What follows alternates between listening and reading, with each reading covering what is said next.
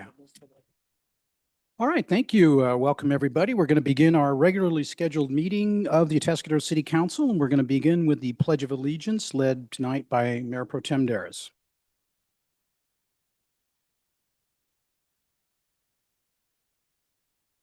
Of the United States.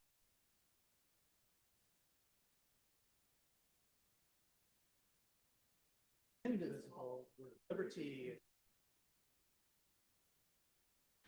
Okay, thank you. And we did do roll call prior to entering the closed session, but as that was a special meeting, we are going to take roll call again for the regular meeting. So roll call, please. Councilmember Funk. Here. Councilmember Newsom. Here. Councilmember Peak. Here. Mayor Pro Tem Daris. Here. Mayor Robo. Here. All present. All right, thank you. We are, by the way, we thank all of you for showing up in the audience this evening. And if any or all of you listening at home through one of our various means of doing so, we welcome you to our meeting and glad you're participating. We are going to begin this evening with presentations. We have some awards to be presented to the city as a result of our downtown El Camino Real project. And I believe this probably falls into Mr. DeBar's wheelhouse as the Public Works Director.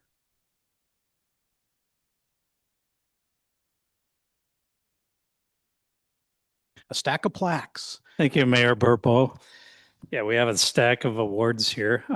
As you recall, we actually got a League of California Cities award for the downtown El Camino project in January or earlier this year. We have some more. We actually applied for these awards, and I'm really happy to share them with you. The first, we got 2 awards this year from American Public Works Association, the Central Coast chapter. So this covers from Ventura up to Monterey. So it's a big area.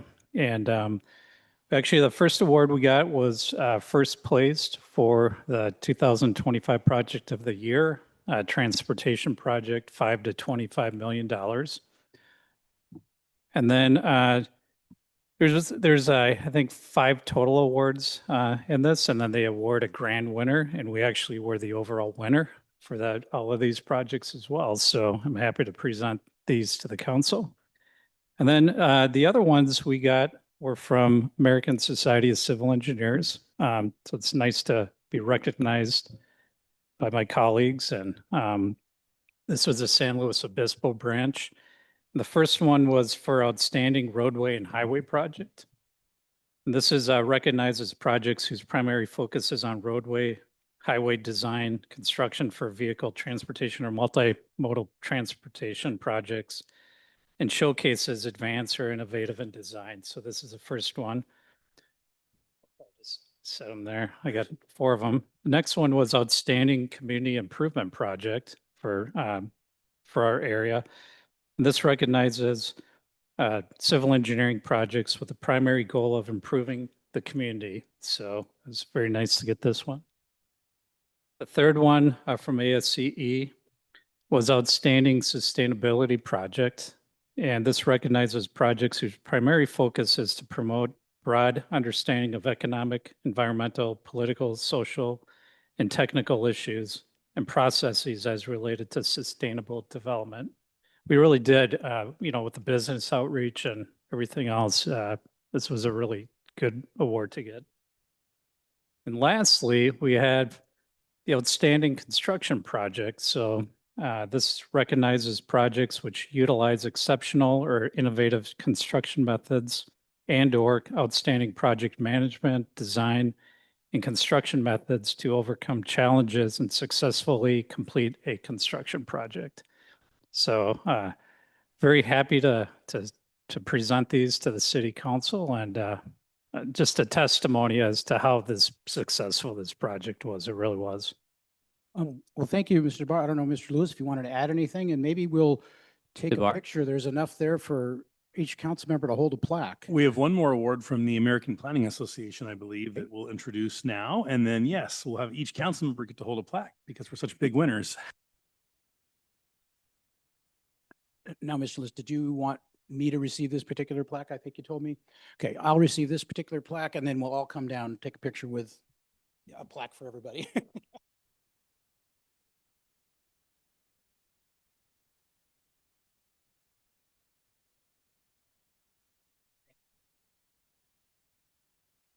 Tell me about this. Yeah, I'm happy to. I have a little blurb. I only have one, so apologies, but it's a good one. So on behalf of the Central Coast section of the American Planning Association, I'm honored to present APA's Urban Design Award of Excellence to the City of Atascadero for the Downtown Infrastructure Enhancement Plan. This award from APA recognizes projects that demonstrate exceptional design, thoughtful planning, and a meaningful contribution to the public realm. Atascadero's plan is an excellent example of how infrastructure improvements can do more than address circulation and utilities. Please join me in congratulating the City of Atascadero.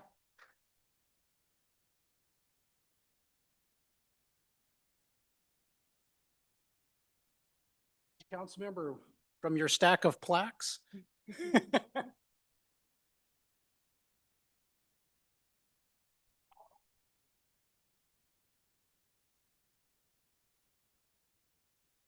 Yeah.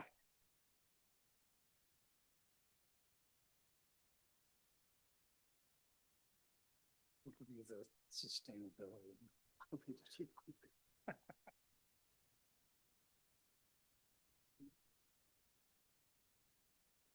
Yeah. Okay. You hold a bit.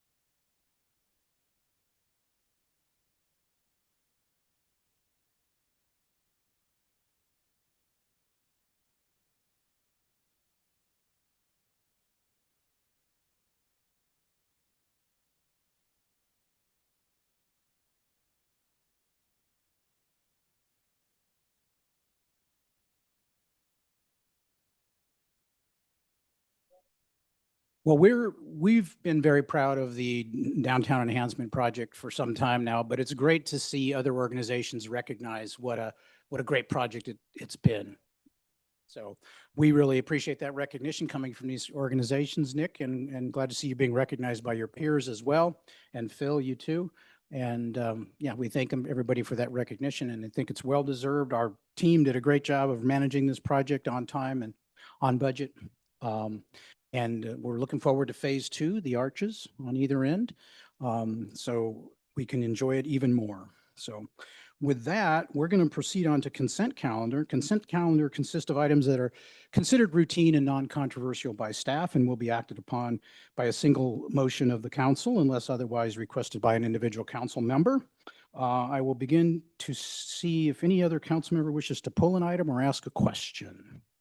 Okay, seeing none, I wanted to make a comment and ask a question. Item 2 is we're doing a contract at the zoo on a project but it's going to be paid for by the Zoo Foundation. I want to recognize the Central Coast Zoo Foundation and thank them for their ongoing and continuing support of the zoo and making extra things possible at the zoo. So just making it a better place for everyone. And we really appreciate that organization's dedication to the city, an organization made up exclusively of volunteers.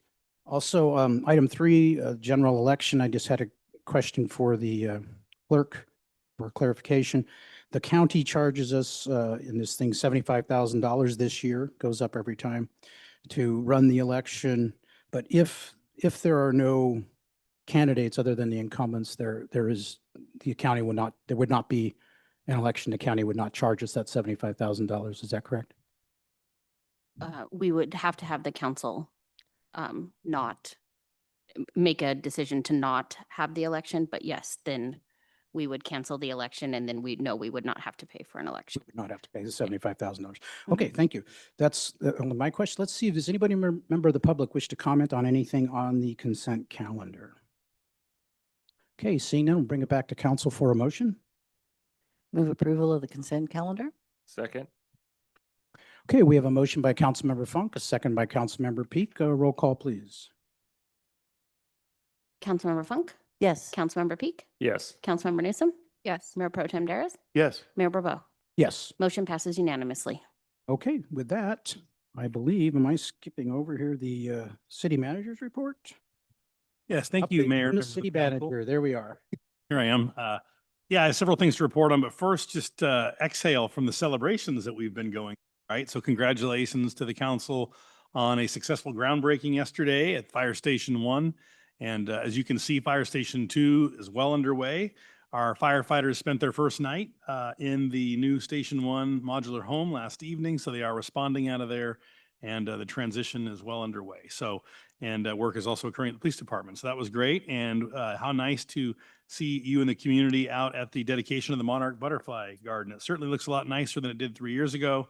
And it's certainly the type of conservation work an AZA accredited zoo does. So that was really nice to celebrate both of those things, and we're getting good media attention for that. So, okay, my first slide and report is on 4990 Traffic Way. So this was a project that has appealed to the Planning Commission.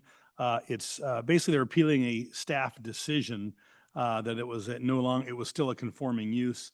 The Planning Commission ruled with the staff that the staff was correct, and they have now appealed to the City Council. So the code says that a date should be set within 30 days of receiving the appeal. It doesn't mean the appeal needs to be heard within 30 days. And so the process in the code isn't really laid out as to how the date is set. So I'm suggesting August 11th, looking at your calendar.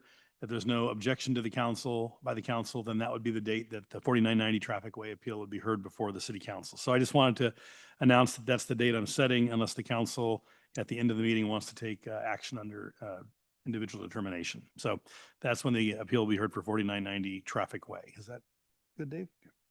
Okay, next, the Lakeside Wine Fest is coming. Already the wine festival is here. Tickets are on sale now. You don't want to be stuck in a sold out situation. They do sell out. So please join us this Saturday, June 13th at 4 p.m. The weather should be perfect. The heat is coming tomorrow and Thursday, so you don't want to miss out on this beautiful day in Atascadero. Well, over 60 wineries, brewers, and cideries, plus food purveyors and art exhibitors, the whole bit. A portion of the proceeds from the festival do benefit the Central Coast Zoo. And so this is really a terrific way to promote the zoo, see the zoo, and enjoy a beautiful Atascadero afternoon in our local wineries and breweries. Next, we have our movies in the park. So we're full swing events, as we talked about 2 weeks ago. Summer Movies in the Park starts June 13th at 7 p.m. Zootopia 2. So this will be a lot of fun. And you can see that's a very popular movie. And actually, it was received an Academy Award, I believe. So another neat thing is one of our residents, Jeremy Spears, who was nominated for an Academy Award, actually worked on this movie, on one of the characters. So Atascadero has a real connection to this movie. We're very proud of Mr. Spears. He was also nominated to win an Academy Award for different work. So pretty neat. Famous Atascadero residents. This is free to attend at Colony Park, 5599 Traffic Way. There'll also be games, activities, and more before the movie. So just a great way to spend an afternoon with your family. Do bring a low back chair or picnic blanket, though, so you'll be comfortable. Really proud to share with the council next that we are doing another aquatics program. This will be even a little fuller than last season. So I really appreciate the recreation team's work on this, and Larice has worked really hard. Programming kicks off on Monday, June 15th. And so it's Monday through Wednesday programming. Lap swim is available from noon to 4. Rec swim is available from 2 to 4:15. So Monday through Wednesday. Thursday through Friday programming. Lap swim is available from noon to 5:45. So these are much more extended hours, as you can see. This is really terrific.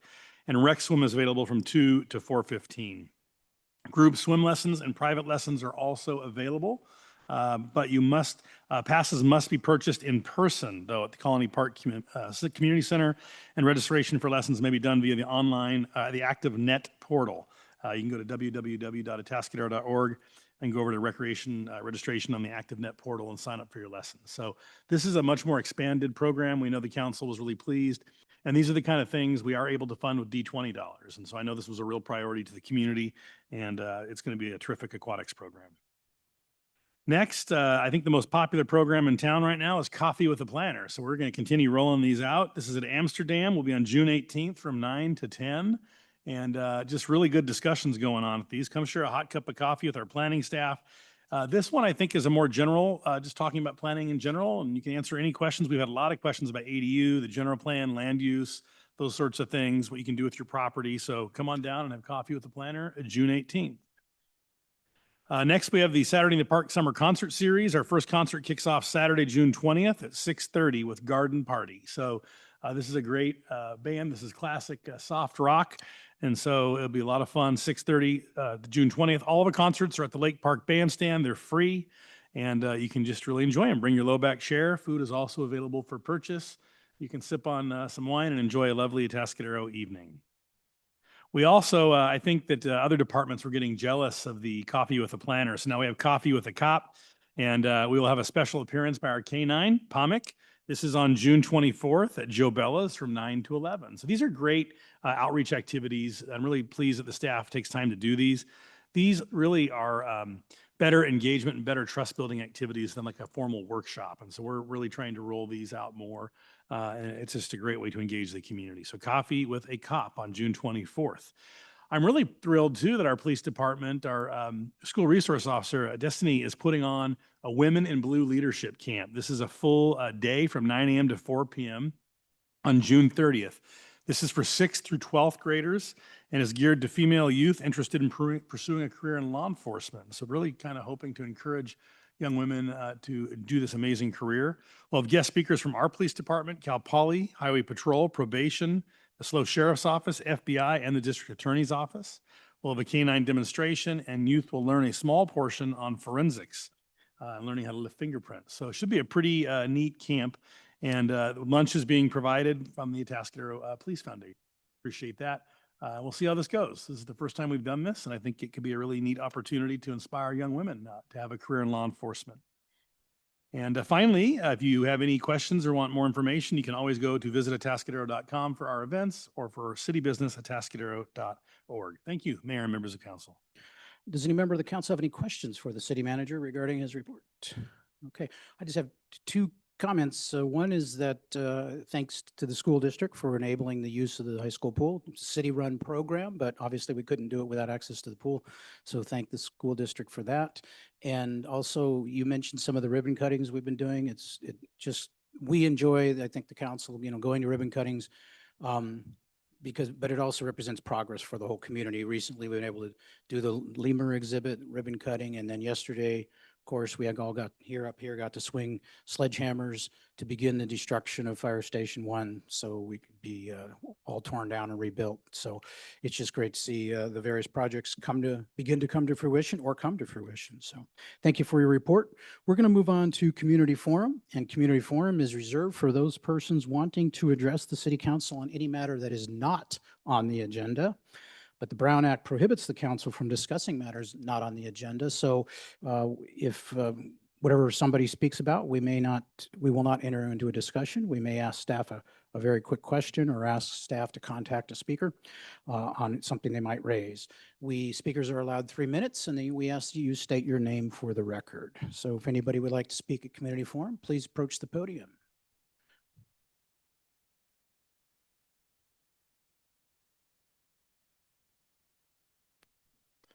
Good evening, Council. Jeff Oslin, resident here in our wonderful city. Want to address yesterday's nice little celebration with the fire department and police department and their upgraded and new facilities. I think that was a fantastic event. And once again, it does show that we do what we're supposed to do as a city when we say we're going to put funds to emergency services or recreation. I think it's a fantastic tribute. The temporary housing facilities for the fire department for Station 1. My understanding is those temporary facilities are better than Station 1, so that's a step in the right direction as we start this process for a new firehouse. Our city manager wasn't here 2 weeks ago when I commented on the American flags, and I would personally like to thank Jim Lewis and his family again for doing the flags and taking it over kind of for Lon Allen. I think that's a wonderful civic duty. Goes a long way. On the aquatics, I also believe Kiwanis has donated some money to that as well. So, the 3 or 4 of us here from Kiwanis can be proud of that. The other one is I meant to mention 2 weeks ago, I saw those banners, if you will, go up in the downtown celebrating 250 years. Those are fantastic, and thank you. That's all I have. Okay, thank you. Anybody else wishing to speak in community forum? Okay, seeing none, we will close community forum at this time, and we will come back and we will proceed to our next agenda item, a public hearing, item H1, adopting sewer service charges for the year 2026, 2027. And I believe I'm going to turn this over to Mr. DeBar, Public Works Director. Thank you, Mayor Burpo, and I'm going to turn it over to Mr. Ryan Betts, our Public Works Analyst.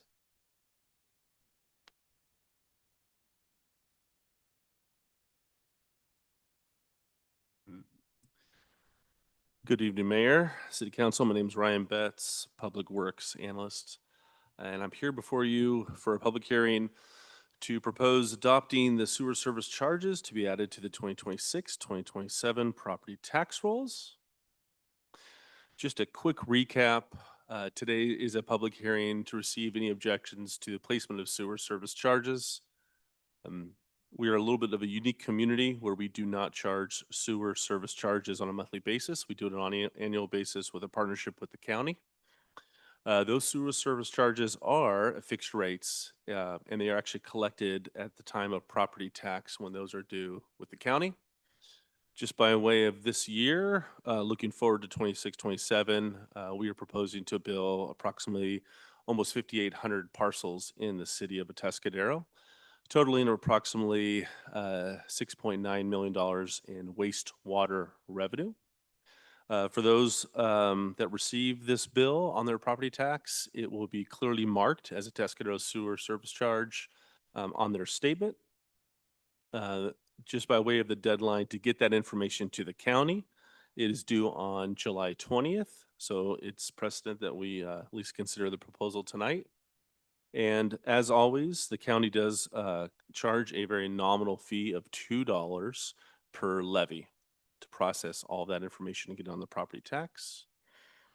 And I always love this chart, so any opportunity I can to bring it up, just by which of what we looked at sewer service charges that were adopted earlier this year. We are still within the median with our comparables with the cities to the north, to the south, and of course our community service districts. And that's it tonight. Council, please consider conducting a public hearing to receive verbal testimony regarding the proposed sewer service charges to be levied on the property tax rolls. And number 2, adopt a draft resolution approving sewer service charges to be added to the fiscal year 2026, 2027 property tax rolls, and staff is available for any questions. Okay, thank you, Mr. Betts. Does any member of the council have any questions for staff? Okay, seeing none, this being a public hearing, we'll open this up to public comment. See if there are any members of the public wishing to speak on this item. Okay, seeing no one rushing to the podium, will we return it to council for any discussion or a motion? I'll move approval of the draft resolution. Okay, I'll second. all right. We have a motion by Councilmember Funk, and a second by Councilmember Peak. Roll call, please. Councilmember Funk, Yes. Councilmember Peak, Yes. Councilmember Newsom. Yes. Mayor Pro Tem Daris. Yes. Mayor Burbo. Yes. Motion passes unanimously. All right, thank you. We will move on to item H2, which is the beginning of the first of a series of public hearings on assessment districts. And I believe I'm going to turn this over to our Administrative Services Director, Jerry Rangel. Great. Thank you so much, Mayor. Good evening, Mayor and Council. Tonight we have before you the public hearings for the assessment districts. We'll wait just a moment for those to pop up. So we do have 3 separate assessment districts that we'll go over tonight. For expediency, we'll kind of give you some information on each collectively, and then we'll go each public hearing if that works for you. We will have like you say, that Apple Valley, De Anza, and Las Lomas are our three areas for those developments. Council's longstanding policy is that new developments should pay for itself. So part of that policy requires that developers put in a mechanism to cover the costs in those neighborhoods such as road maintenance and common landscape areas. Developers had the options back when these were formed to either form a homeowners association or assessment district. The developers for Apple Valley, De Anza Estates, and Las Lomas, formerly known as Woodridge, all decided to form assessment districts.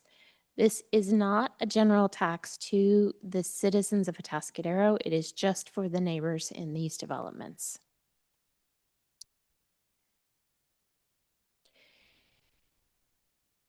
For these three areas we are discussing tonight, there are a total of 6 districts. Because of the way that assessment district law works, each district is generally required to have 2 assessments, one for landscape and lighting and one for streets and storm drain. A public hearing must be held annually to adopt the levies for these districts. The general fund does contribute a small amount for public benefit.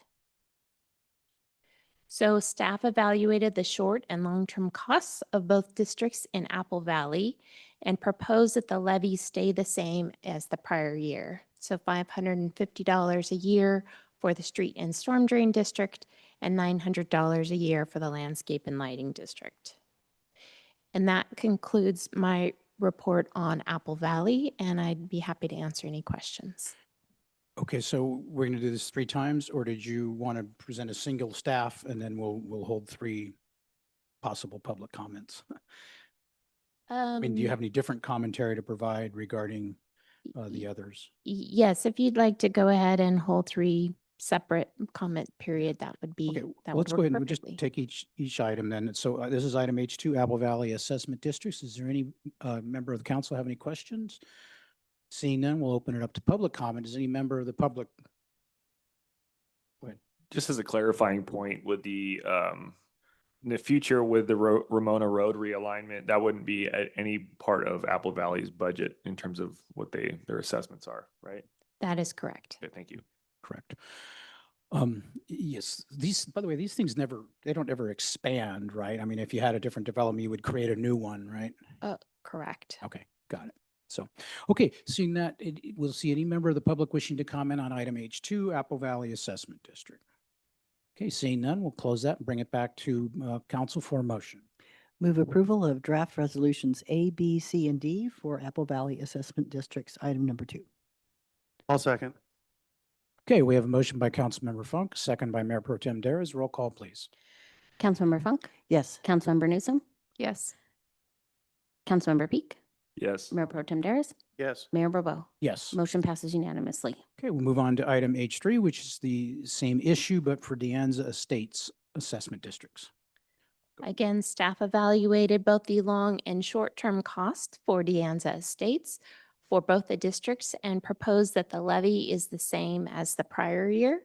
So $342.48 per year for the street and storm drain district for the senior housing, $681.50 per year for the street and storm drain district for the single-family residential area, and $305, which is a slight increase for the landscape and lighting district for the next following year. And that concludes my report, and I'm happy to answer any questions. Okay, any questions of staff on this item? Okay, see, actually, go ahead then. Just one hopefully simple question. The previous one, Apple Valley, there was no increase, including on the landscape, but this one, there's a $30 increase. I'm just wondering what precipitated that? We kind of spread out or project forward the costs and expenses that we'll have and working with Public Works and what type of maintenance we need. De Anza District had some excess fund balance that we were using to kind of supplement the levy so that we could keep the levy low.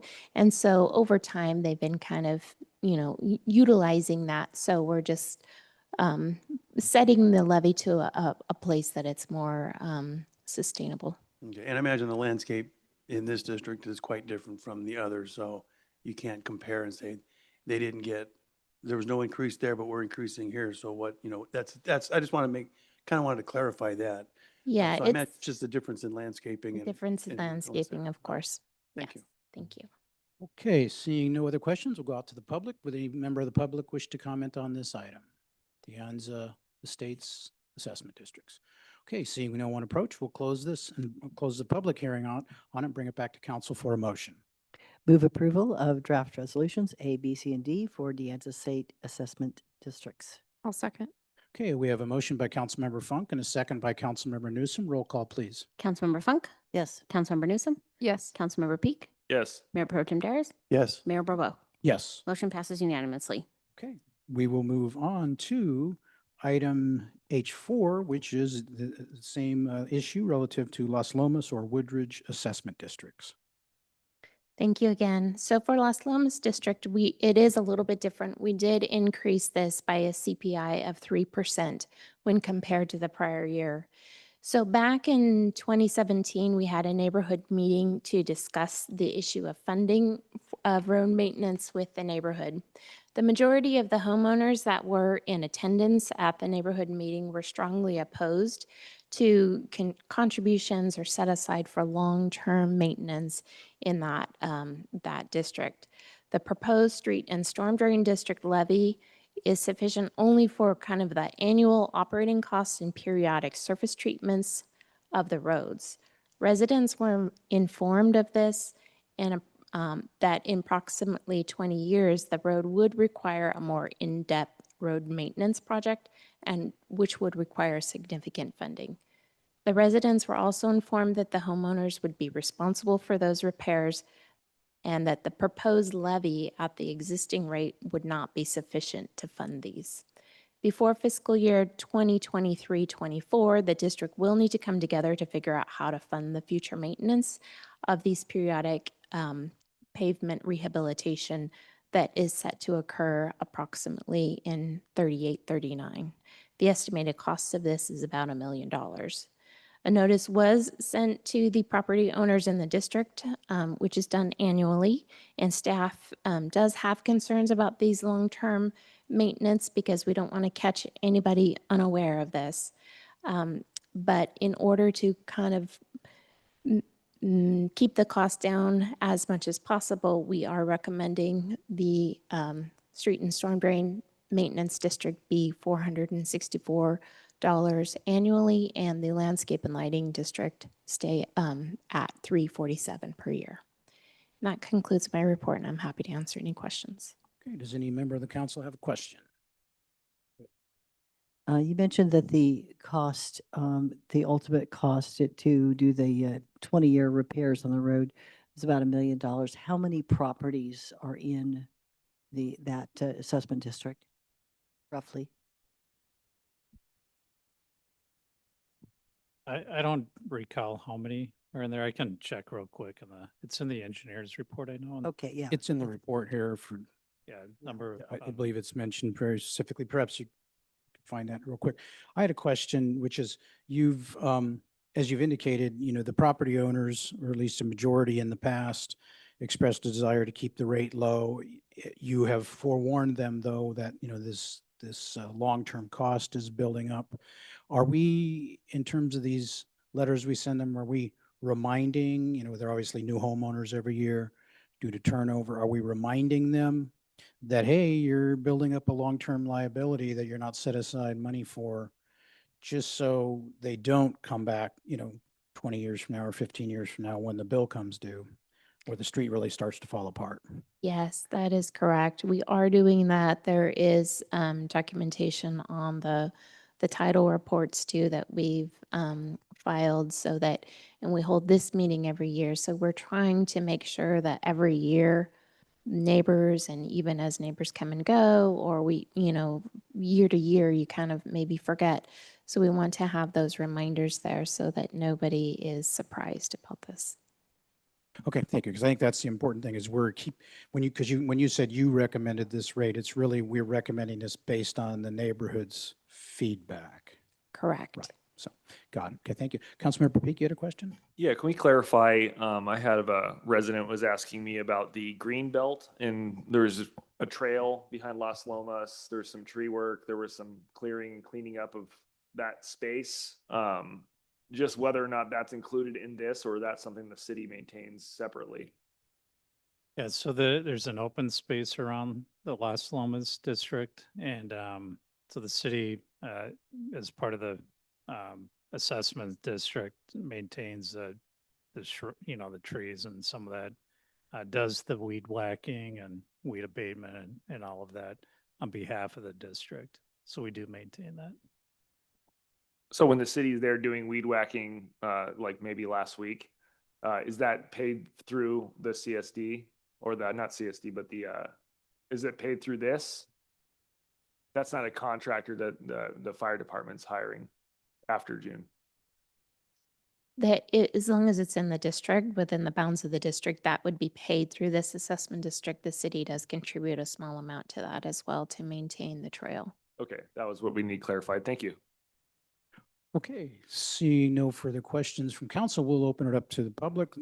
Any member of the public wishing to comment on this item, Las Lomas Assessment District.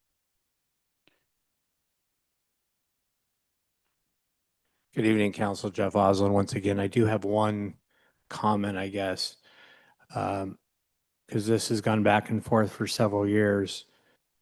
The $1 million to possibly have to do the repavement and all that, when was that assessment made? Was it 10 years ago? Was it this year? Because things keep going up, and 10 years from now, that could be a $4 million project. Thank you. Thank you. Any other member of the public wishing to comment? Okay, thank you.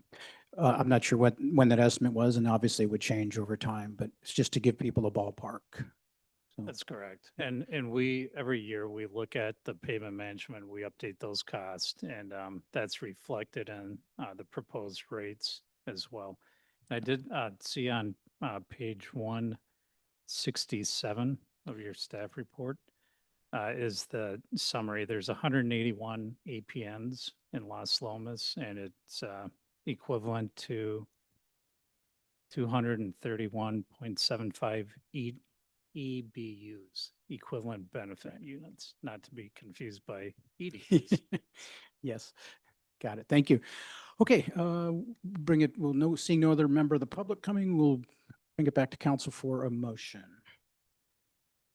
Move approval of draft resolutions A, B, C, and D for Las Lomas. I'll second. Okay, we have a motion by Councilmember Funk, second by Mayor Pro Tem Dares. Roll call, please. Councilmember Funk, Yes. Councilmember Newsom, Yes. Councilmember Peak, Here. Mayor Pro Yes. Tem Dares, Yes. Mayor Rapo. Yes.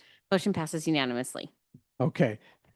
Thank you. We will move on to our next item, which is item H5, a downtown parking and business improvement area, confirmation of annual assessment. And I believe this is going to be Lorelei Capel, our economic development manager, will present this item.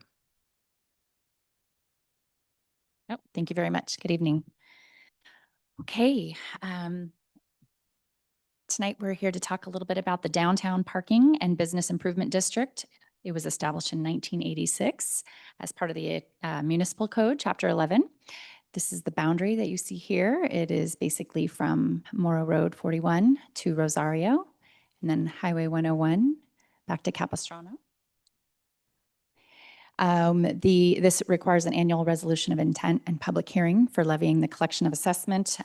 This year, we'll have the budget on the next slide, but we basically bring about $14,000 every year through an assessment on business license fees. There's a $50 fee plus any employees that you have that the downtown merchants have voted to assess themselves so that they can have this for beautification, events, and marketing. We came to you on May 12th with a draft resolution, and here we are today to bring forward a final resolution. We partner with the Chamber of Commerce on the expenditures so that they can actually administer these dollars and fulfill requests as the merchants submit them. The merchants have organized in the past couple of years to now come together as a group of 10 or so and meet about every other week. So they are more organized than they have been in, at least in the past couple of years, post-COVID, I'll say. Here we have the proposed expenditures for 2026, 2027. As you can see, we believe about $14,000 will come in. 13,700 is in the chamber's budget as they're estimating. And they typically divide the funds about 33%, 33%, 33% between events, beautification, and marketing. So they are holding some of these dollars for a larger project for beautification. They've been talking about lighting Entrada. They've had some struggles with the logistics behind that and the actual cost, but they are actually working through that. I was at the State of the BIA meeting last week where they're talking through that as a group of merchants with the chamber. So with that, we recommend that the council adopt draft resolution confirming the annual assessment for the downtown parking and business improvement area for fiscal year 2026 and 2027. I'm happy to answer any questions. Does any member of the council have questions? Councilmember Funk. Yes, in conversations with downtown business people, I've been really encouraged to see more activity with in doing events and things together in a more cooperative. A lot of women business owners are stepping up to work together, and that seems to be a good dynamic. And I was wondering, if you could expand a little bit about it, comment on that, and also comment if you are, to the extent you're able, whether or not the downtown business owners are starting to see the improvements in their revenue streams that are consistent with that beautiful stack of awards we just got on our downtown project. Yes, so I'll start with your first part, which is it's been really nice to see them organize. There's been some emerging leaders, and of course, new blood comes in, a new business comes in and has a lot of questions and has to catch up. But it's really nice to see them all understanding that they need a united vision, because people come and go as councils change over time, and it's nice to have a general plan or a vision. So they're understanding that. And it's been nice that they've invited Terry Banish and myself to the meetings to answer questions over the years. The last piece of your question was about the reaping the benefits of the downtown investment. Mm-hmm. Yes, it's been a mixed bag. I think that some people, depending on the industry that they're in, and the type of marketing that they do, I've seen that, for example, a great example, Specs by Kyla has a new location. She's right on El Camino and says this is by far the best she's ever done, and is so excited. And some other people are saying people aren't coming out to dinner like they used to be, and they're hanging on to their dollars a little more. So I'm seeing things based on whether they're in the food industry or they're selling retail merchandise. Just a lot of mixed bag, but overall, I feel like everyone's happy with the project and very excited about it. So kudos to council for that vision. Thank you. Councilmember Peak. Yeah, just to clarify on that summarized budget, what used to be on the revenue for events, and how can we turn that dash into a number?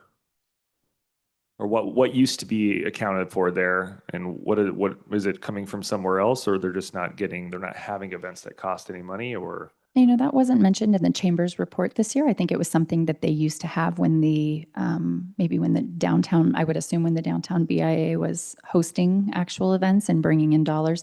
Now they do things like trick or treat or art hop, and they're all free.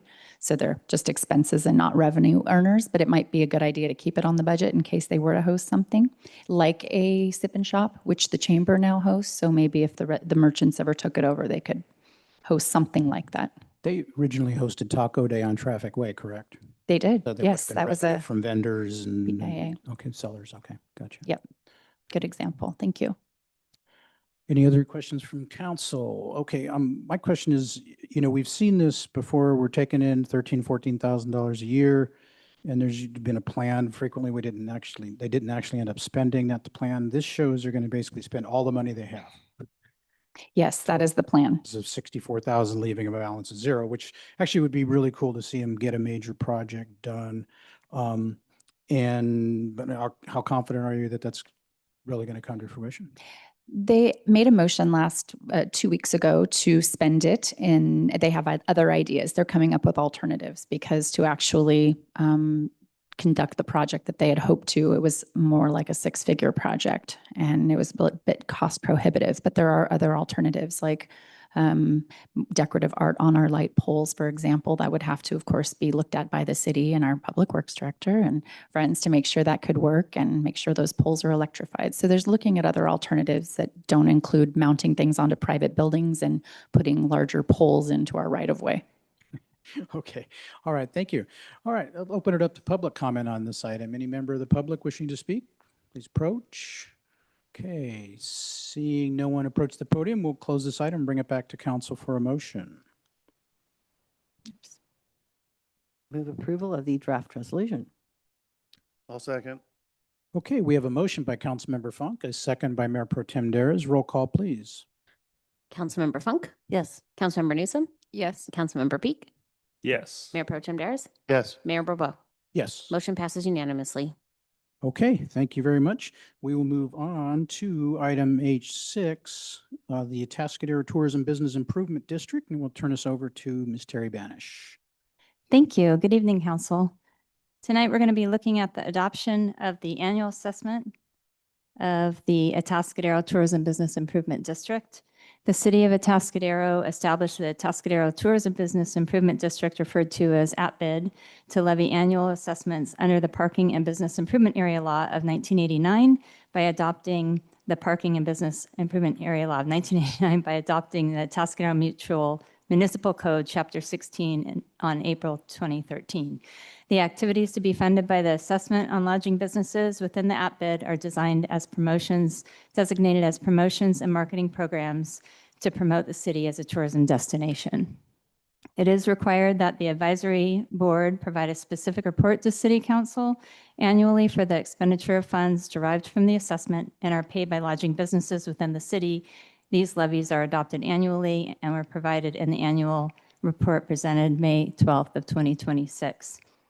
The physical impact on the annual assessments are expected to be $534,030, and the expenditures are budgeted at $546,340 for the fiscal year 2026-2027. And in the annual assessment, we do note that the estimated fund balance for June 30th of 2026 is projected to be at $752,280. And I say that because the expenses are a little higher than the revenue on your slide there for the fiscal impact. For this evening, the recommendation currently in the agenda, I wanted to note, is incorrect, but in the staff report, it is correct. And that recommendation is to adopt for council to adopt the draft resolution confirming the annual assessment for the ATBID for the 2026-2027 fiscal year. And that concludes my report. Okay, start on my left. Any member questions from council? Okay, seeing none. Any questions over here? Okay, I had a question actually. As indicated in the staff report, we increased the assessment by 0.5%, and with that revenue intended to be focused on improvements to the zoo. I don't see this kind of anything specific regarding how that would be spent. Can you elaborate on that, or has that not been decided yet?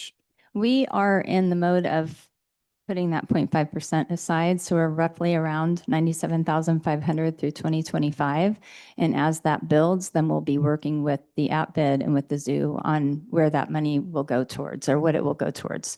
So we've included the ATBID in that part of it the entire way. So we just have to get a little bit more funds going on there.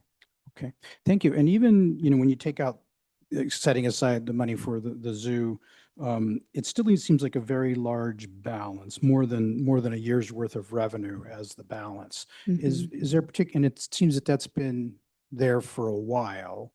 And it doesn't seem like we're saving it up for a big bang thing. Right. So what is the purpose of having over a year's worth of revenue in fund balance?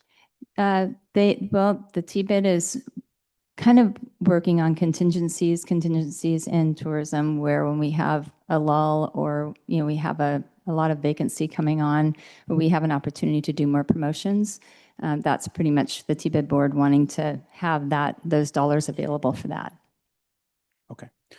Okay, because it's always just concerning as a public entity or quasi, the AtBid being really a public entity because we create it, that, holding large funds balance and at some point needs to be expended on the purpose for which it's been gathered. So, okay, I'm going to open it up to public comment. Any member of the public wishing to comment on this item?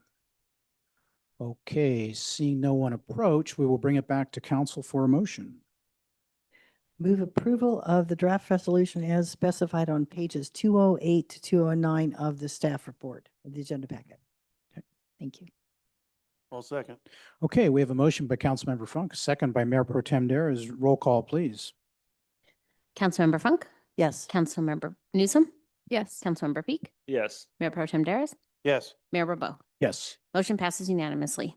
All right, thank you. We will move on to item I1, City of Atascadero Emergency Operations Plan. I'm going to turn this over to, I believe, our Fire Chief, Casey Bryson, to discuss. Thank you. Good evening, Mayor and Council. I'm excited to bring you this management report tonight on the 2026 City of Atascadero Emergency Operations Plan. This plan has been in the works for quite a long time. One of our fire captains, Chris Robinson, Battalion Chief Dave Van Son, myself, and many others, and I'll mention them later as we get a little further, have spent quite a bit of time on this. So we're happy to bring this to you. We actually did review the overview of the big components at our strategic planning in January. So it should be relatively familiar, but that was a few months ago. So this is the last, hopefully, of the large plans from the fire department you'll see this spring and summer.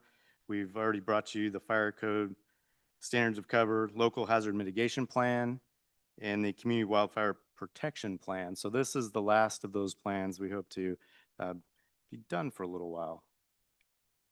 Just a little bit of the background. This plan that we've finished up this year replaces a 2018 version. That was a revised version of a plan that originally started about 2010. So we were due for a total overhaul. This is a completely new plan. My fire captain, Chris Robinson, actually worked collaboration with a fire captain in Paso. We developed together a very similar plan.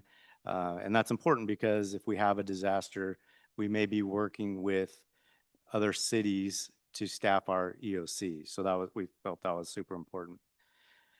Basically, the EOP is a large picture document. It's big picture. It's not the exact plans of how we do things, but it's an overall process and doesn't get down into the fine details. And we'll kind of cover that here in a minute. This updated EOP provides a framework for managing emergencies and coordinating multi-agency response. So big picture disasters. The EOP identifies the city's primary hazards. A few mentioned here: earthquakes, hazardous materials, wildfire. So it's going to identify those. It's going to talk about who does what, but it doesn't get into the details. Adoption of the plan ensures legal compliance, maintains eligibility for disaster reimbursement, and that's really a big piece of this document.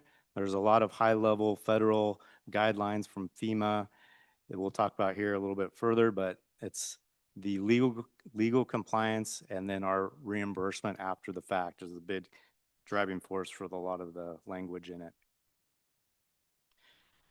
Further on in the discussion, we have followed our Atascadero Muni Code, Chapter 4.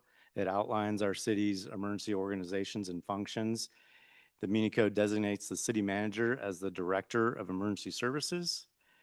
The director of emergency services or city manager appoints the fire chief as the coordinator of emergency services. Coordinator then, myself, is responsible for updating plans, bringing plans to the disaster council, which I'll get to here in just a sec. But also, so not only updating plans, but also coordinating the training with city departments, preparing the city, the EOC for that next emergency. Two other organizations mentioned both in the plan and in the municipal code are the Disaster Preparedness Committee and the Disaster Council. Disaster Preparedness Committee is a pretty special group, I think, made up with members from every department.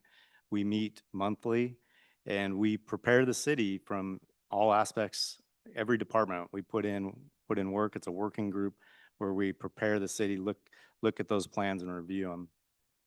The executive team also provided input and review on the plan.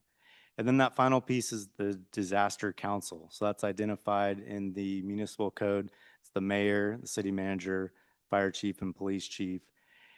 We met a week ago and recommended that we move the EOP for adoption by city council following the municipal code. In the staff report, there's a basic summary of each of the sections. There are a couple of sentences. They're very short, but it describes the entire document. I think there's about 15 sections. I'm not going to review or read all of them. There are a couple I do want to just highlight really briefly. The hazard analysis, we talked a lot about this with the local hazard mitigation plan. And that plan, they mesh together, they support each other, but the LHMP is really the looking at the process to mitigate those hazards and search for funding to mitigate those hazards.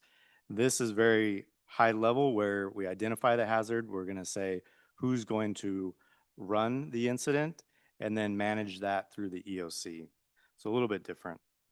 The concept of operations, this is where we get that high level discussion with SEMS, the Standard Emergency Management System, which is basically in California, NIMS, the National Incident Management System, which is FEMA, all of which say that we need to follow the ICS, Incident Command System. So there's a lot of that language saying, bottom line, if you would like to be reimbursed from these agencies, you will follow our language and our structure.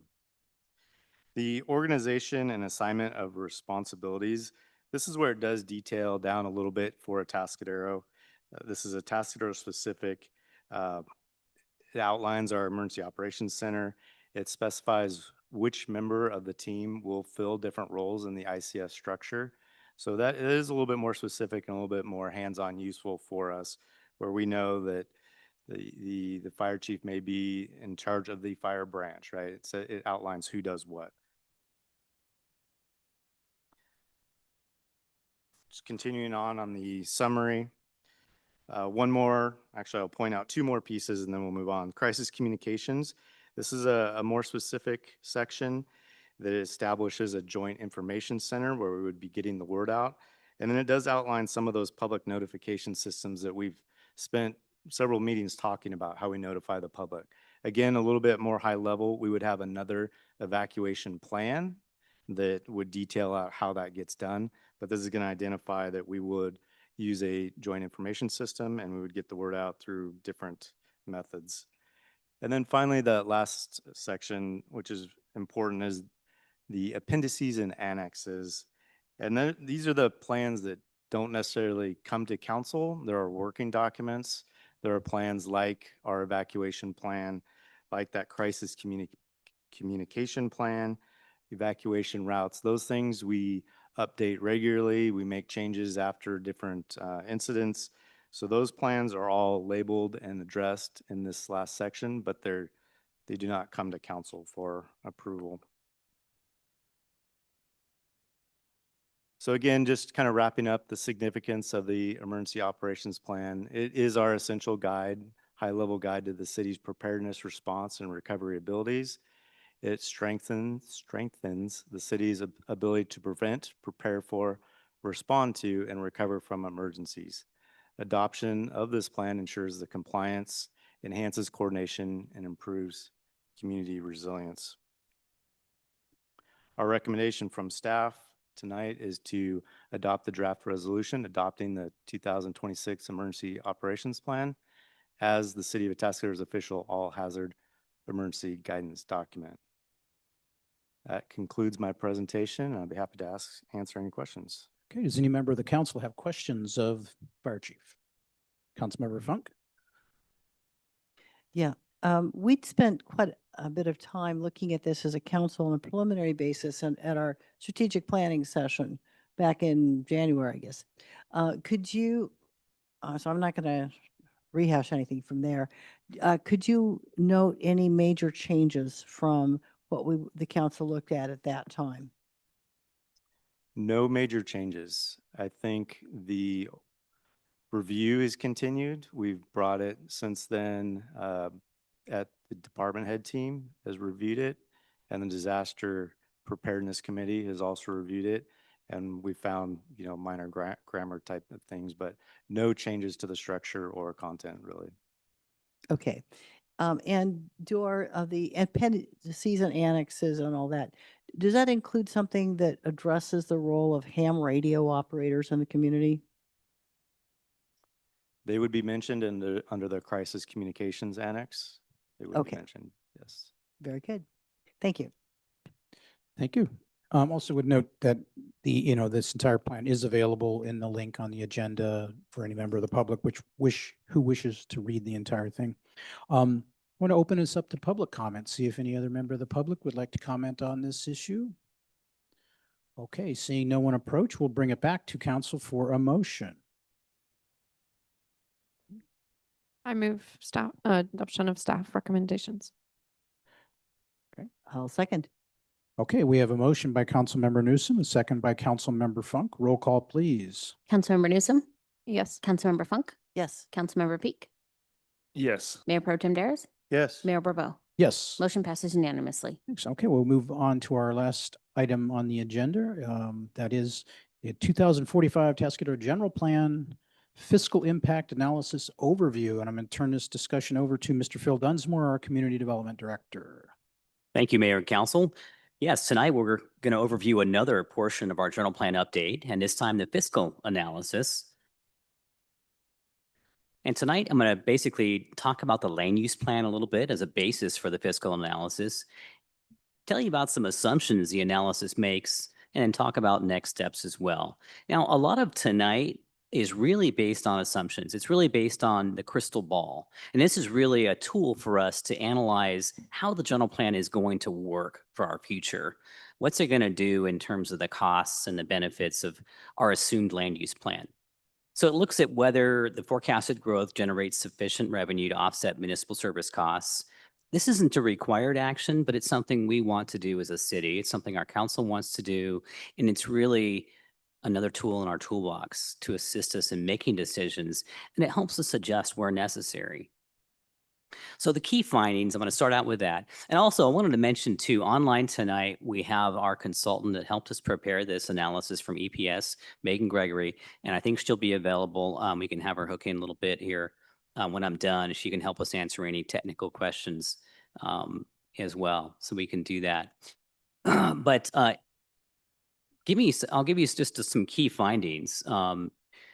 In summary, the general plan update, the 2045 update, is projected to have a positive fiscal impact long-term to the city's general fund at build-out. When I say build-out, that's the assumption that we put into the general plan of what we think is going to happen in 20 years. And that could result in as much as 9.9 million in new annual general fund revenues, about 6 million in annual municipal service costs, and a net positive impact of approximately 3.9 million. And I'll touch on the fact that is based on us even increasing our staffing and service levels a little bit above beyond levels today and keeping up with the population trends. Now, this is all based on a scenario, a land use scenario that assumes a mix of commercial, single family, and multifamily uses.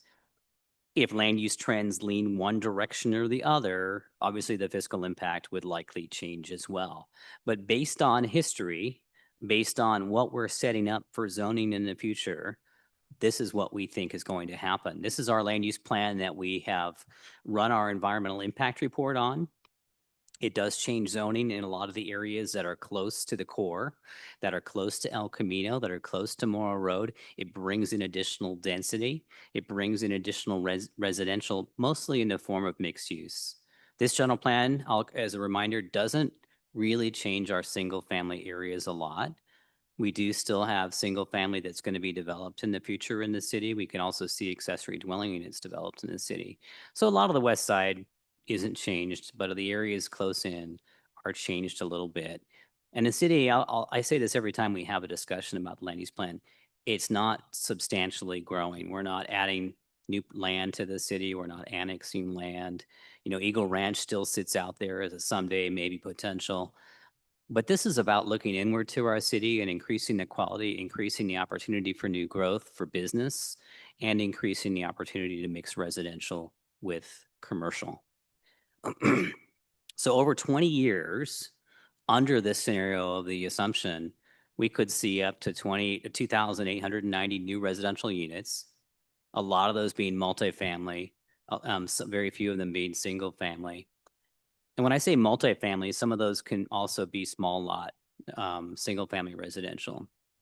About 1.5 million square feet of non-residential development or commercial development. Not a lot of that's going to be all retail. We think of commercial as well as being roll-up door space, light manufacturing, could be office, could be different kinds of things. And we do expect additional tourism. Obviously, the economy swings up and down, but we should see over 20 years up to 225 hotel rooms and new various lodging accommodations. Now, when we look at residential, it produces mixed fiscal outcomes. Single family generally is a positive fiscal impact, whereas multifamily, especially the higher density and more affordable housing, those costs exceed the general plan revenues. The city has to spend more money on supporting those than we actually make. Now, the ultimate fiscal impact really will depend on when and how much of each residential unit type is actually realized. But luckily, the fiscal impact analysis did have a nice summary in table 2. It's in your staff report there of what some of these things look like by land use. And I circled in green and red there, the positive and negative, the highlights there. And so the market rate, single family unit, and we spend probably just about $2,000 in supporting that through various levels. And the revenue, the tax revenue from that is about $2,500. So there's a positive impact of approximately $427. Whereas you look at some of the multifamily, and it's the reverse. It's between $300 and $600 in the red by what the city costs, what it costs the city by what we would achieve from tax revenue. And look at the retail though, and this is per 1,000 square foot. Positive 7,320. One of the reasons why revenues drive land use. And so obviously retail is going to do really well. So are hotels per room, as much as $4,500 annually. It's quite a lot. It's pretty interesting. So some baselines for these assumptions. Right now, city staffing levels are really strategically aligned with the current budget to ensure sustainability. Ideally, and we made this more conservative, we would expand staffing levels to help achieve more optimal service and operational needs to keep up with what's happening, what trends are happening in our region, keeping up with other cities as well. So the fiscal impact analysis does assume some moderate additions of personnel to meet these service demands and workload in line with general plan build out. But in summary, and I think we've played with this back and forth quite a bit, and I think as you'll see in a bit, one of our council members too went above and beyond and showed us a sensitivity analysis by adjusting some of the land uses to see how, when it would break, when do we start really losing money? And you can go pretty far with this. So what we find is that growth enabled by this general plan update is fiscally sustainable and produces enough resources for services and reserves, even if we don't see this assumed land use pattern. We can play with it and get more housing, or we can get less commercial or more commercial, less housing, and it still becomes fiscally responsible. So just a big picture of where we're at right now. We just finished the environmental impact report, public review period. The draft EIR is done. We're working on the final document now. We only got 3 letters, which is fantastic. And the 3 letters, we usually expect one from Caltrans, Fish and Wildlife, and one from Atascadero Ranger Water Company. So they weighed in on some topics and had some comments, not a huge deal. We are still working on draft zoning regulations. We've been bringing pieces of that to you, and we hope to bring a big chunk of it, if not the whole thing, back to you in August, not for final approval, but for a final look. And before we commence everything for the grand finale in September, we will have the entire general plan, the entire EIR, and the zoning but you'll have seen bits and pieces of that all year long. So hopefully we're ready to go at that point, and that's our goal. As always, project website is up at Atascadero2045.org. You can always give us a call. You can always stop by. You can always even have a coffee with us at one of the coffee shops downtown and ask us questions about the general plan update and how the zoning's coming along. So that's it for me. Happy to answer your questions. And our finance director is very well versed in this as well. And she's here tonight in addition to our consultant from EPS. Thank you. Okay, thank you, Mr. Dunsmore. And is the consultant online at this point for questions? Okay. Luke says yes. Okay, excellent. Well, I'm going to start on my left see if council members have questions. Councilmember Peak, none? None? Okay, I had a couple questions and I'll pass to my right. When we talk about capturing, well, two things. One is the daytime service population defined as the total residential population plus 50% of total employment, because obviously people come and work in Atascadero who do not live here. But one of our underlying problems in Atascadero is a bad jobs housing imbalance, in that every morning thousands of Atascadero residents get up and go on the road and go work in another community, typically San Luis Obispo, and far outnumber the number of people who come and work here, and which is something we're trying to address through this plan.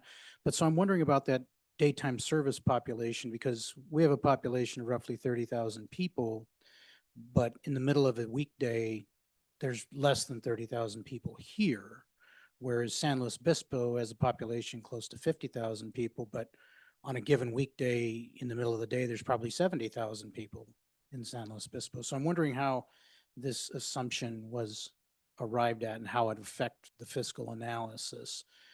Because obviously there are people come and work here that don't live here, but they're more than offset by people leaving in the morning. So I'm wondering if you or the consultant can address why that was kind of phrased in that way or derived as a daytime population. I am hopeful that our consultant can give us a more eloquent answer on that one, but I will tell you, we do have the second largest employer in the county here at the Atascadero State Hospital, but still, even with that, we are assumed to be a bedroom community, and a lot of folks do pour out, and we're seeing that in our numbers. Megan Gregory, perhaps she's online, and perhaps she can answer how that analysis assumed that daytime population and what numbers we looked at there. Yeah, I can. My apologies. My camera has decided that it didn't want to work right when we were starting this particular item. But the service population is generally seen as the total residential population and half the total employment, and that's the typical formula we use for fiscal analysis. I believe that daytime doesn't necessarily mean like in the middle of the day. It's more like on any given day, what is the service population? And so we generally think of a resident as sort of our baseline for that service population. And then we think of our employees relative to that resident, if that makes sense. Well, I understand how it was calculated. I just, didn't understand why that metric was used, given that, again, our underlying problem is a poor jobs housing balance, that we put thousands of cars on the road every day, so that on any given, normal weekday, there are less people here than our population, not more people here than our population. And I just want to make sure that it didn't result or skew in any way the projected expenditures or anything like that. It shouldn't, because we calculate it, we treat the existing in the same way that we treat the calculated projected numbers. So any change to that calculation, that formula, would impact both. Okay, thank you. Another question on page 226 of our agenda. It references table 14, says 30%, an assumption. Key assumptions include 30% of new residential spending and 50% of new employee spending is captured in Atascadero. I'm wondering how that number was arrived at. Again, we historically have not had a real strong retail sector. We have substantial retail sales leakage to San Luis Obispo and Paso Robles. We hope to improve that. We hope to better that. We've made some progress on that.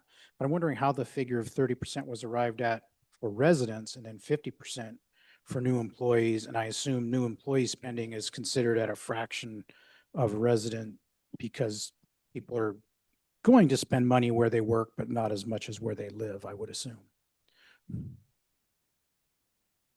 Yeah, So- I can take that. And then Phil, if I miss anything, feel free to jump in. The net new household retail sales, the 30% spending capture, we are seeing, that's a general assumption that we've used, like I said, in a number of these fiscal analyses. I think it is an apt one for, we expect the households to spend a portion of their retail dollars at local stores. We looked somewhat at the retail makeup of Atascadero and the neighborhoods where we are anticipating some of this development to occur. And they were close to some general retail. And then additionally, we looked at kind of what Atascadero is capturing now in terms of retail capture in comparison to its market area and what we would expect. So there were a couple of different components we considered as we sort of centered into that 30% number. Okay, so is it safe to assume though that if we are successful in attracting more retail, as indicated in the report in terms of per 1,000 square feet, that hopefully that 30% number could change to where the average household is spending more than 30% of their spending here in Atascadero?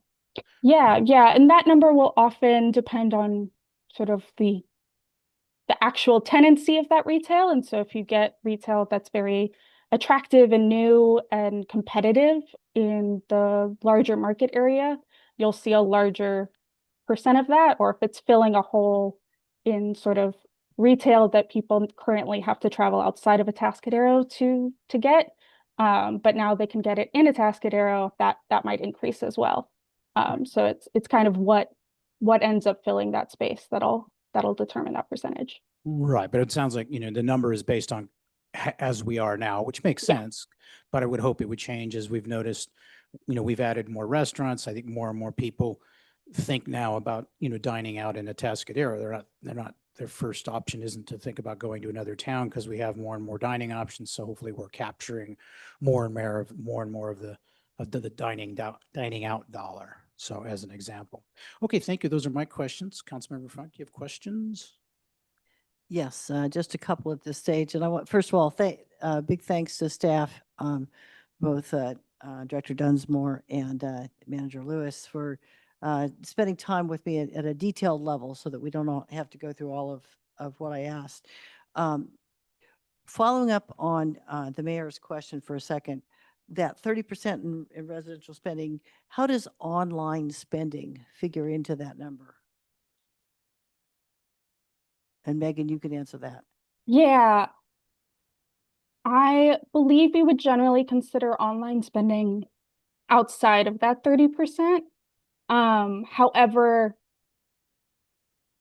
if there are cases of ordering for local pickup, like if you're ordering pickup at your local hardware store or something along those lines, that would fall under a local sale in Atascadero, but stuff that is coming in from outside of Atascadero would not be included in that number.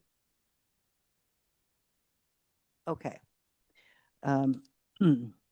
Then let me ask, since retail is the single largest category, could you expand further on what the definition of retail is and what the mix of that retail is, of say, gas stations versus restaurants versus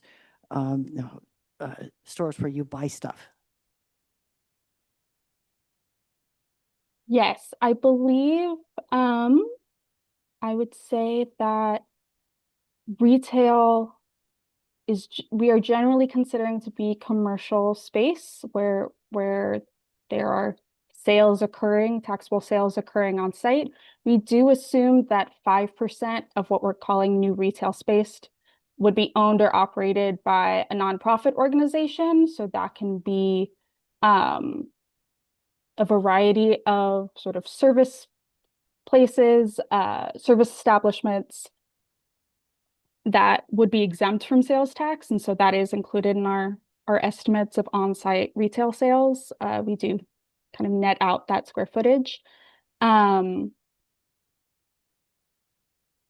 Yes, but I believe retail is covering a variety of commercial uses. Wondering if staff would like to elaborate on that. In particular, I'm recalling from other reports that we've received that the #1 sales tax category in our community is gas stations. And as people start switching over to electric cars, consistent with the state's incentives and guidelines and so forth, with or without the support of the feds, as people make those switches, people are paying less in gas tax. We're having less, that affects sales that are sales tax that we would be receiving from gas stations. So how vulnerable are we to that effect? I might defer to Director Dunsmore for that question, but I believe in this context, we're looking at the additions and the changes with the general plan, not the existing kind of gas station changes, and that would probably be a different modeling of our general fund revenues. Okay, so the bottom line is, since we're probably not going to be adding a lot of new gas stations with the land use changes that are made in the general plan, then this impact is not really vulnerable to that switch over from gas to electric. Correct. Okay. Then I do also want to ask a question about the mix of housing that's included here, because we had quite a discussion back offline about the below market rate housing mix, because most of the projects that are waiting to be developed at Atascadero, expansions of Haslo properties, a people self-help housing project, so forth, most of that below market rate is financed through federal tax credits and occurs in big projects. And the assumption here is very different, that this will be mostly housing that's occurring in the context of commercial development. Is it fair to say that the main reason that the expected mix of below market rate housing occurring in because of the zoning changes in this and land use changes in the general plan, that the reason it's set up the way it is because most of that's occurring in mixed use land use categories, and that's and the not-for-profit developers tend not to do mixed use land. So we would be expecting that to be commercial rather than not-for-profit. Councilman Funk, I believe that's a really good analogy. Yes, we do assume that a large portion of multifamily is going to be above commercial. And generally, these nonprofits are going to prefer the larger open vacant land, such as the surplus land at the state hospital. Now, it's possible, sure, there is going to be some additional affordable housing projects taken on by the nonprofits, and we welcome those in our community. They really help us with our RENA numbers.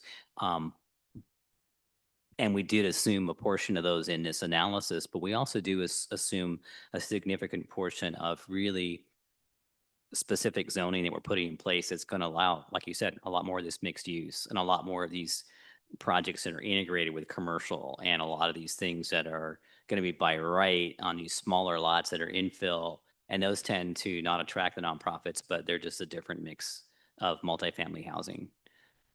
Okay, great. Thank you for explaining what the assumption that I found really counterintuitive.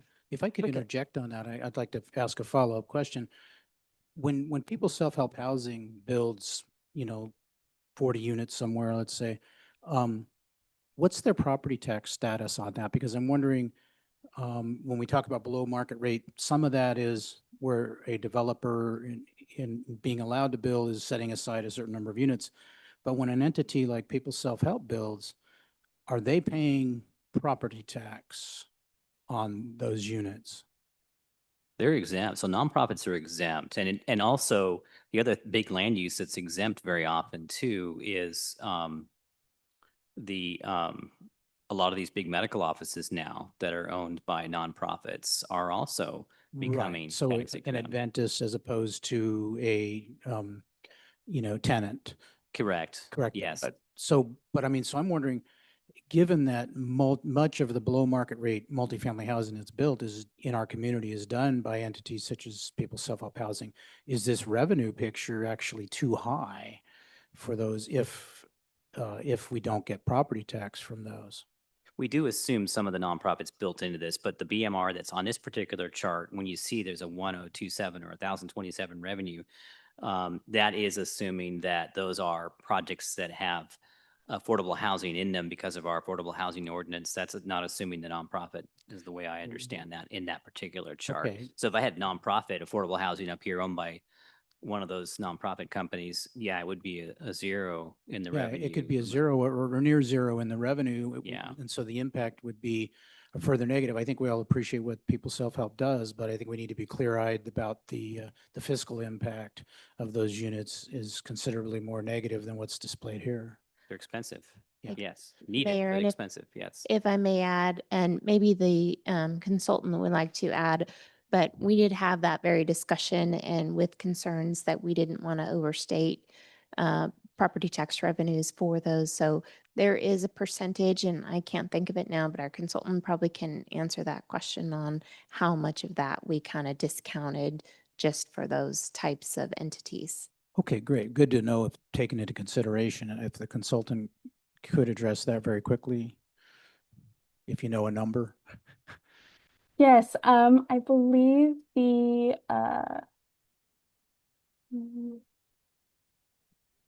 number is about 5% of total commercial uses are expected to be owned and operated by tax-exempt nonprofit organizations.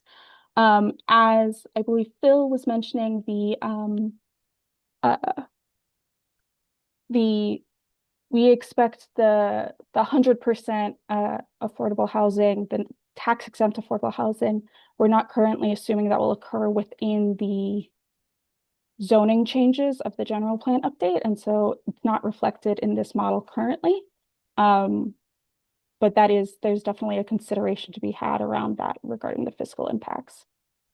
Okay, thank you. Yes, because I mean, realistically speaking, much of the below market rate housing that is built in our community is through nonprofits like People Self-Help. So, okay, thank you. Sorry, Councilmember Funk, I interjected into the middle of your question. So did you have any other questions? You done? Okay, great. Yeah, we'll kind of come back to you in your spreadsheet. So Councilmember Newsom. Okay, thank you. We're going to go out and see if there's any public comment on this item. Anybody wishing to speak, please approach the podium. If you do want to speak, please get in line at this point in time.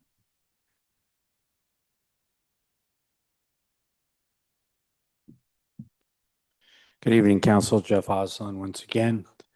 I have a few questions.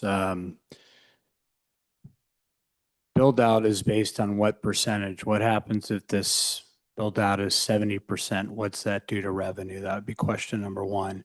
Question number two is this taking in account if Eagle Ranch comes on board or not?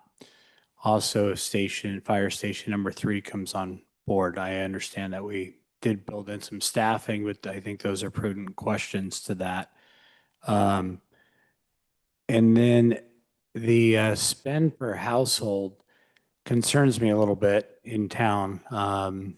As Council Member Funk alluded to, we could have more electric vehicles on the roads, not just living here, so we have less tax coming in on the gas tax. The other one would be retail delivery, because I think we're going to have a hard time selling all the retail space that we may be building. And I drive through San Luis Obispo once a week, and they have a ton of housing above retail and a lot of vacancy. So it's a concern if those numbers are not right. The other one would be, we all know things are transitioning for basically daily delivery, meaning a drone might be dropping something from a warehouse off at your house at some point. And that's not going to be coming from our city of Atascadero because we don't have a lot of space for industrial or warehousing. So I'm just wondering, on a 20-year plan, can't do the crystal ball as Phil says, but are we taking some of these things into consideration? Thank you. Thank you. Next speaker, please. Oh, can you pull the microphone a little closer to you? Okay, you got it on. Great. Good evening, City Council members. My name is Grant Dunn. I'm here tonight to ask the council to adopt a comprehensive three-tiered framework that sets aside specific city parcels for affordable housing for youth, elderly, and disabled residents. To achieve this, we need a diverse approach to ownership. I'm asking you to direct city staff to utilize city land for three distinct models. First, community land trust for single-family homes and accessible cottages, allowing our seniors and disabled neighbors to own their structures and modify them for long-term health without the burden of high land costs. Second, limited equity housing cooperatives, which lower the financial burden to entry so our youth can collectively buy equity in multifamily buildings and establish roots in our city. And third, deed restricted homeownership parcels forced into new private developments, ensuring our vulnerable populations are integrated into modern, accessible, master planned communities. Rental options are temporary band-aids. By setting aside land for these three specific home ownership models, you give our young people, seniors, and disabled community members a permanent stake in our city's future. Thank you. Okay, thank you for your comments. Anybody else wishing to address the council on this item? Okay, seeing no one else approach, we're going to close it and bring it back to council for discussion and guidance. This is not an action item for council, but it is for us to address, make sure we understand it, and provide any further questions or comments to staff. I know Councilmember Funk had worked on a spreadsheet, which actually I think partially addressed one of the issues Mr. Oslin raised, which is what happens if this doesn't happen, and it won't happen, frankly, in terms of every category being built out to the max build out in identified here. So, nothing ever is going to happen completely 100% to the way it's, laid out. So, Councilmember Funk, you developed a spreadsheet that kind of tested what happens if some of these things happen to a different degree. So would you like to discuss that briefly and the conclusion, which I read and understood. So, thank you. And staff is setting things up so I could share this. I'll be brief on this analysis, but in the course of my professional career, I have built many models for business clients to enable them to ask exactly the kinds of what if questions, and to stress test the assumptions that go into complex models, the sort of things that Mr. Oslin was asking about. And I deeply wanted to know that. So first, what we see here, if you look at your printed copy, you'll see this information in Table 5. Basically, the layout of Table 5 in the packet. And then the row up at the top here is are the volumes that are in Table 6. So all of the data that's included in this model is stuff that's publicly available in the staff report. And because I am presenting this here at council, this model itself will also be available to the public, so anybody have a burning desire to run scenarios for all three of us in the world that are interested in this.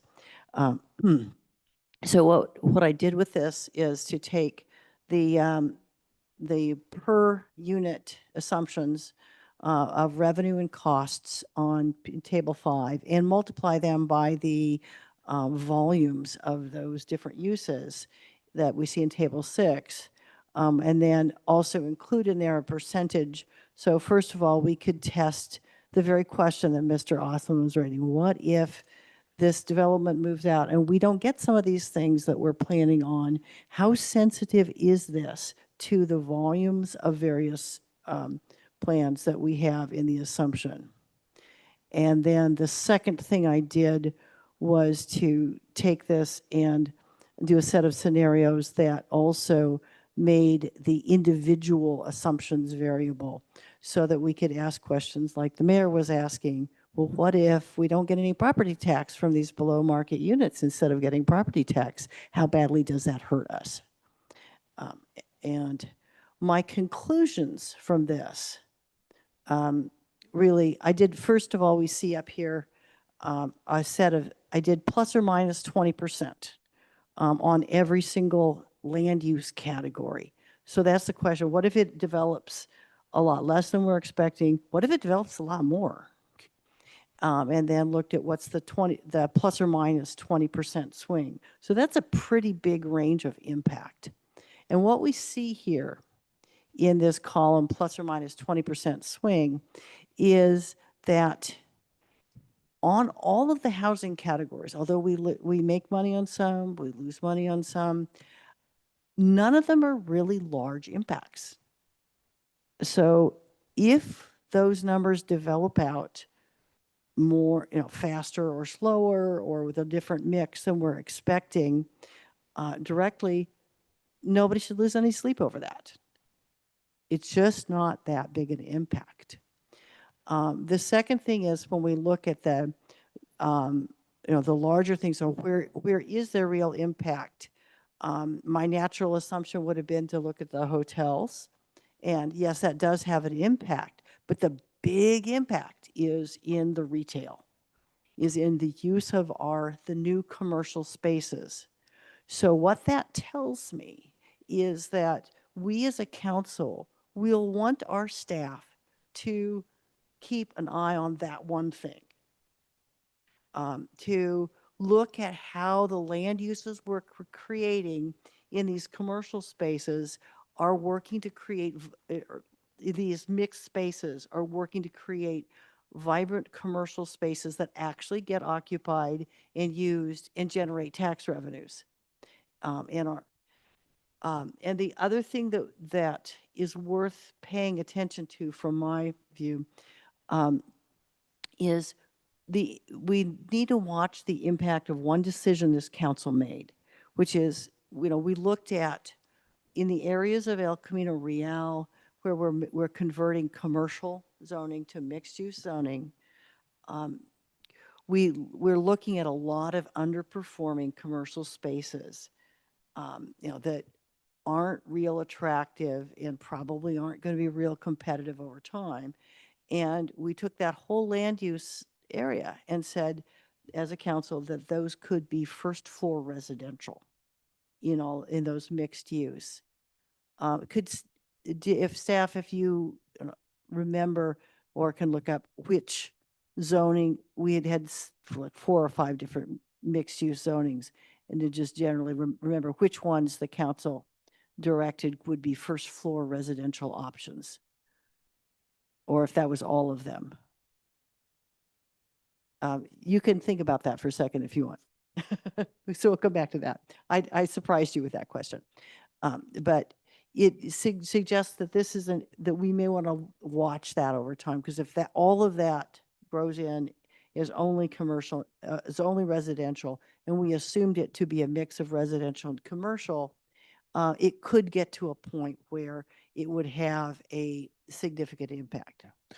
But the bottom line is there's a fair amount of flex in the sense of, there being a significant amount of less or more development in each category, and it would still be a net positive impact, financial impact. And that was very important to us in terms of the overall financial impact of our general plan update. And we already had given council or staff guidance on certain zoning definitions, et cetera, sort of in response to the one gentleman's questions or requests. And this shows that, there'll be a net positive fiscal impact. And your analysis shows that even if that varies from the scenario shown in the report, it's still going to turn out to be a net positive unless things went way off track, particularly in the retail arena. And by the mayor's leave, if I could have a couple more minutes to address some specific scenarios.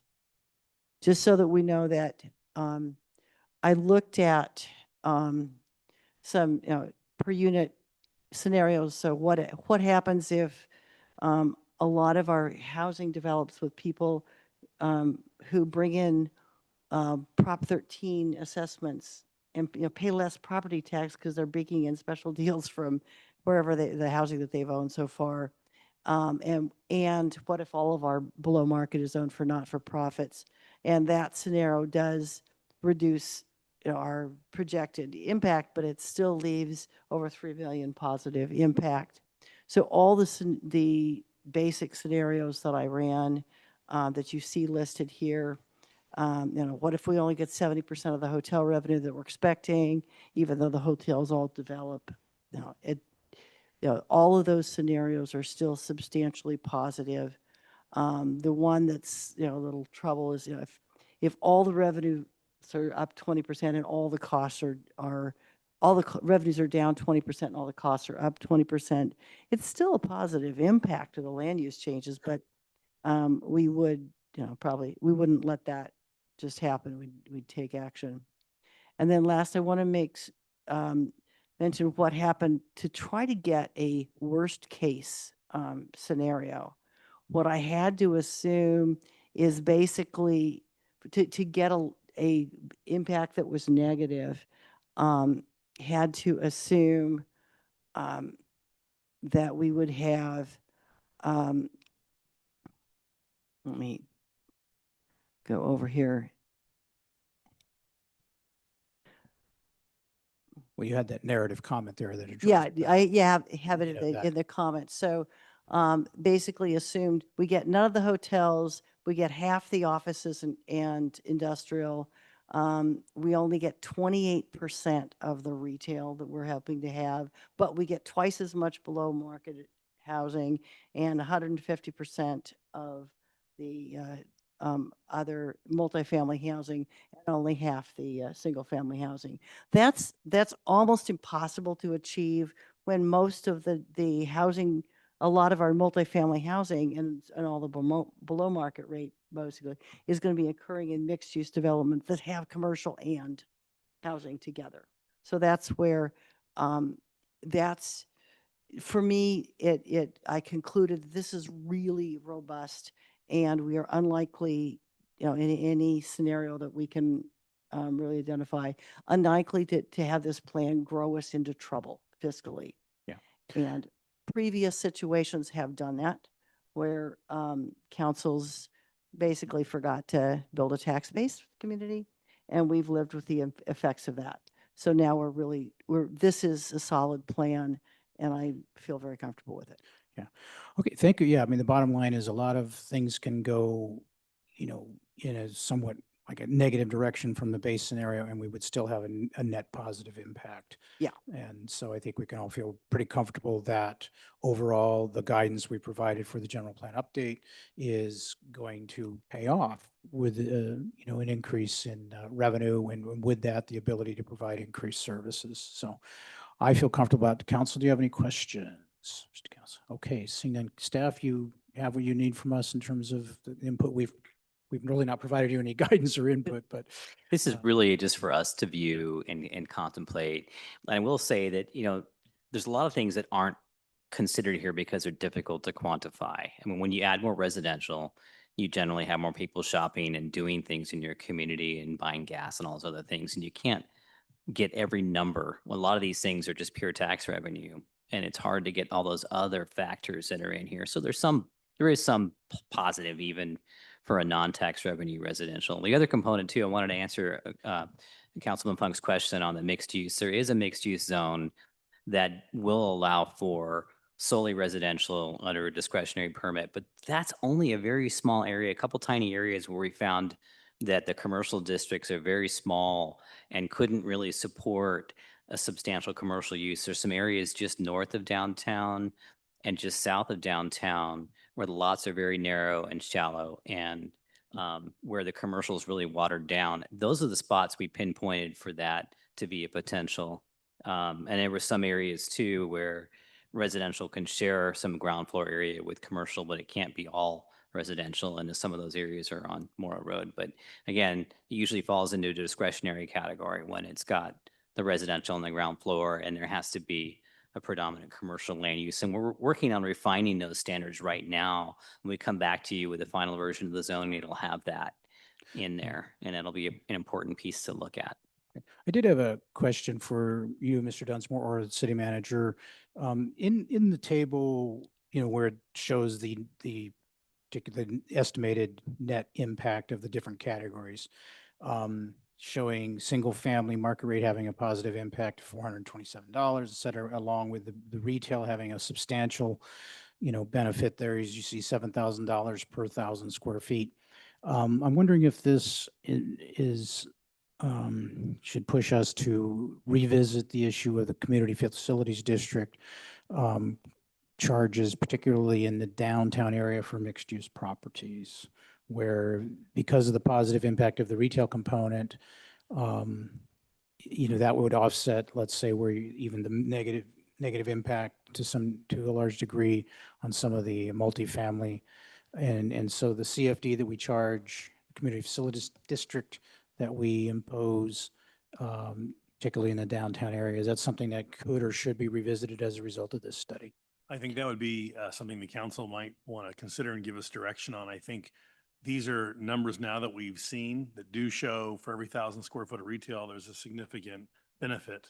And you can see then that several units of housing above would impact, but could still, based on your policy or guidance, create a positive development. We've heard that from some of the owners of those developments in the past. I believe we are one of the only cities in the area that does a CFD on that type of use, especially in the downtown area. So I think we were waiting on this chart. A couple of you have asked me about that. I think it is something worth considering, but it would have a significant impact on the general fund. And so that's something the council would need to consider. Right, but I mean, the CFD is based on the premise that, these new developments don't generate enough revenue to offset costs. So we have to charge the CFD, and this study would sort of undermine that to some degree. So I'm looking to see if council would feel that staff should come back at some point in time, in the next 6 months and, analyze that further and come back with a recommendation or an option on how we address that. I think that the analysis supports that action. With the caution that the mix of what goes into that retail makes a huge difference on the level of profitability to the city. So I would ask staff to be nuanced in looking at that, because if our retail is all coming from gas stations, and what we're putting it over are little our yoga studios, that then we're not getting the payoff that's assuming. So yeah, I think that was be, if you wanted us to look at this, there's direction to do that. I think this is the time to tell me that. And I think, Councilmember Funk, you're right. If we were to look into a program like this, I think because when you were discussing mixed use projects a couple of weeks ago, you were very flexible on that first floor for office or potential residential. And I think in that use, the CFD would still be required. However, if a developer wanted to set forth perhaps a restriction that the first floor and record that would be restaurant, retail, sales tax generating, and they were able to commit to that, then that perhaps might be a trigger for waiving the CFD, and it ensures we get those types of uses in certain places. And I think that what you just discussed would be part of the analysis we'd like you to take a look at in addressing the issue. But I for one would like to see you, take a look at that in light of this and potentially bring it back to us for discussion and potential action, let's say, within the next 6 months, if that seems, yeah. Do I have Yeah, I'm totally consensus on supportive that? of that. I think it's a great idea. So, okay. You're good with that? Okay, looks like we have consensus to do that, Mr. City Manager. And with that, I think we're done with this item and we're ready to proceed on to council management or council announcements and committee reports. We'll start on my left, Councilmember Peak.